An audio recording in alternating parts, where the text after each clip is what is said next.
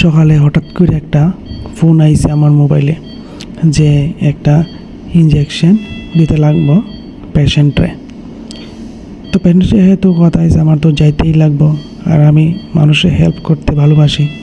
তো রেডি হইয়া চললাম ইনজেকশন দিতে। আর এত রোদ মানে কোয়ার মতন না, তারপরও গেছি গিয়া ইনজেকশন লাগাই।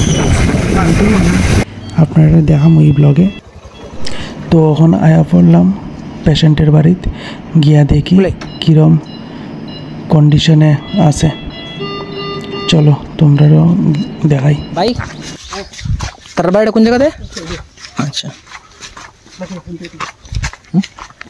তো আগে আয়া জানলাম কিতা হইছে, প্রবলেম কিতা। তারপর তো আমি মেডিসিন দিব। তো তাই নাও আমার কইল যে এরকম প্রবলেম। তো এবার মেডিসিন দেওয়া স্টার্ট করতেছি। দেখলাম চ্যানেল করলাম, চ্যানেল ঠিকঠাক আছে কি না সব দেখে তারপর ইঞ্জেকশনটা চালাইছি। তো